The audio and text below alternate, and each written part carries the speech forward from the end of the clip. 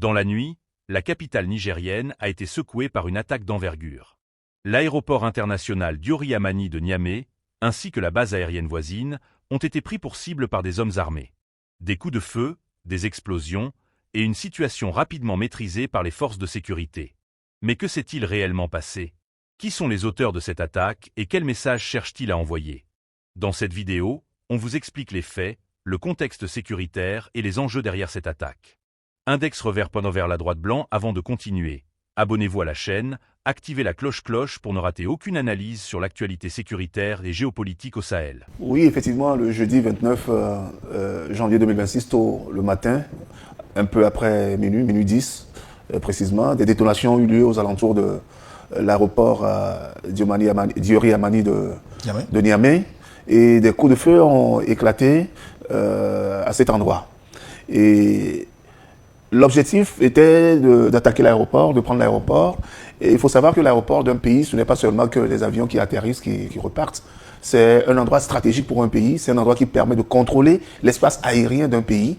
Et à cet endroit, justement, il y avait l'état-major de la force unifiée de l'Alliance des États du Sahel qui était là. Et surtout, depuis des semaines, il y a au moins 1000 tonnes d'uranium qui ont été emmagasinées à cet aéroport-là.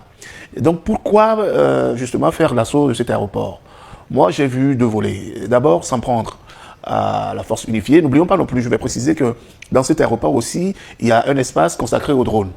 Les drones qui servent à faire de la surveillance du territoire du Niger et au-delà de l'AES. Et puis des drones aussi qui permettent de neutraliser les ennemis, de les identifier, de les neutraliser. Très utile dans la lutte contre le terrorisme. Très utile effectivement dans la lutte contre le terrorisme. Donc prendre cet endroit, c'est d'abord contrôler l'espace aérien du Niger, c'est s'approprier les drones qui permettent de lutter efficacement contre le terrorisme. Et en plus, n'oublions pas qu'il y a l'uranium et que Orano a intenté un procès contre l'État nigérien parce que cette société dit que l'État nigérien s'est approprié de son uranium et que cette société avait dit qu'elle surveillerait par satellite cet espace, l'aéroport, et qu'elle intenterait un procès contre tout acheteur, tout pays qui achèterait donc l'uranium nigérien. Donc quand on a cet assemblage-là, il est clair alors que les assaillants, les mercenaires comme on les a appelés, n'ont pas pour vocation de venir faire du terrorisme habituel comme on connaît, hein, s'en prendre aux forces de défense de sécurité, s'en prendre à des villages, s'en prendre aux vieux, aux vieillards, aux femmes enceintes. Ce n'était pas le même mode opératoire. Donc ce mode opératoire est beaucoup plus sophistiqué. Et de là survient cette question. Comment est-ce que des voyous qui sont dans les brousses peuvent avoir des coordonnées satellitaires d'un aéroport pour pouvoir l'attaquer? C'est là le nœud même du problème, ça. Pardon?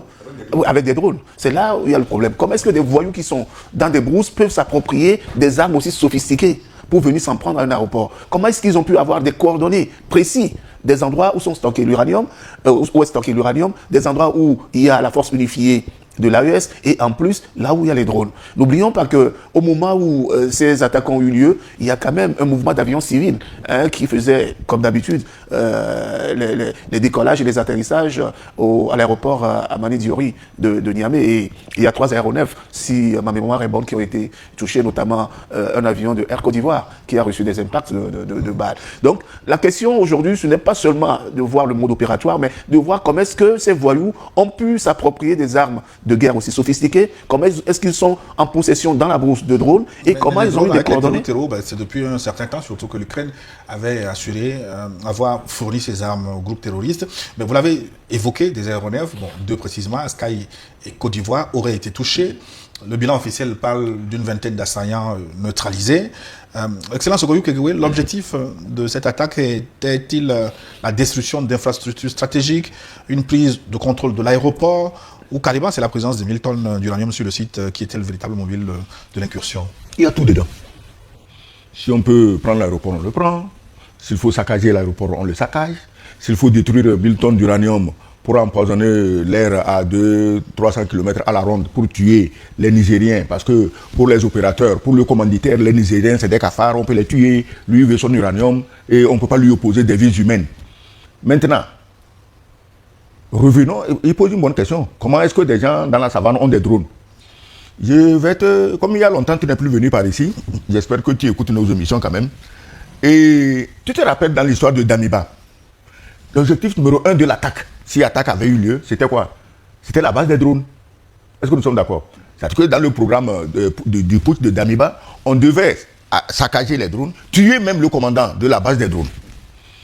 Et récemment, quand le président Tiani a parlé de drones qui auraient été commandés par le Bénin et dont on ne voit pas les traces, bon, on aurait pu lui dire, ben, monsieur le président, ce que vous dites est faux. D'ailleurs, on a l'habitude de le dire. Mais au lieu de quoi, on a loué un insulteur professionnel, parce qu'au Bénin, les gens sont trop bien éduqués, trop bien instruits, pour se conduire comme ce mercenaire insulteur professionnel venu exprès de la Côte d'Ivoire pour insulter Tiani au Bénin. Pourquoi? Parce qu'on a parlé de drones. Je ne sais pas pourquoi parler de drones donne des crises d'urticaire à un pasteur pédophile, à un pasteur incestueux, à un pasteur assassin de sa femme. Je ne sais pas pourquoi l'histoire de drone l'intéresse. C'est vrai que... J'espère que vous avez les preuves de ce que vous dites. Eh bien, écoute, mon ami, c'est de la prison qu'on l'a sorti pour faire de lui l'esclave qu'il est aujourd'hui. Il est obligé d'annoncer tout ce qu'on veut qu'il annonce. Mais il n'était pas en prison pour pédophilie et assassinat de son épouse. Pédophilie, quand tu couches avec ta fille, c'est quoi? C'est même pire que pédophilie, je parle d'inceste. Donc, je n'ai pas les preuves. Lui, il a les preuves des insultes qu'il déverse par tombereau entier sur un chef d'État. Donc, bref, c'est parce que le président Tiani a parlé des drones qu'on a loué un insulteur professionnel qui n'a pas de scrupules, qui n'a pas de père. Parce que si tu as un père, tu ne peux pas insulter comme ça quelqu'un qui est plus âgé que toi. Nous sommes des Africains, tu le sais. Tu ne peux pas te permettre, même au village, hein, tu viens du village ce matin, hein, d'insulter comme ça quelqu'un qui est plus âgé que toi. Bref, revenons aux drones. Donc on voit que ces drones posent de sérieux problèmes quelque part. Au Burkina, il faut détruire la base des drones, il faut tuer le commandant des drones. Au Bénin, parce que Tiani a parlé de drones qu'on a commandé au Bénin dont on ne voit pas la trace, on a amené un mercenaire insulteur. Parce qu'effectivement, je ne vois aucun Béninois qui peut faire ce qu'il a fait. Parce que les Béninois, ils sont comme les Togolais, hein, c'est déjà instruit, c'est déjà respectueux. Mais lui, apparemment, il n'a même pas de père. Il y a un vieux croulant qui est en train de mourir dans les bas quartiers à Abidjan, qu'on dit qu'il est son père. Mais toi, tu ne peux pas vivre dans la jet set et ton papa est en train de crever de faim dans le quartier. Donc, ce n'est pas son père. C'est le genre de type qui n'ont pas de père. Parce qu'un garçon qui a un père ne peut pas dire ce qu'il a dit. Donc, les drones sont arrivés d'une façon ou d'une autre. Je ne dis pas que c'est les drones commandés au Bénin qui sont allés au Niger. Mais c'est pour te dire que si les terroristes, qui n'en sont même pas, si les mercenaires veulent des drones, ils n'ont que l'embarras du choix. Le drone des Ukrainiens, les nazis de Kiev, avec leur chef nazi Zelensky, qui ne rêve que de tuer les Noirs, comme son ami, hein, qui lui dit même de refuser de signer des accords de paix. Eux là, tuer les Noirs, c'est leur première distraction.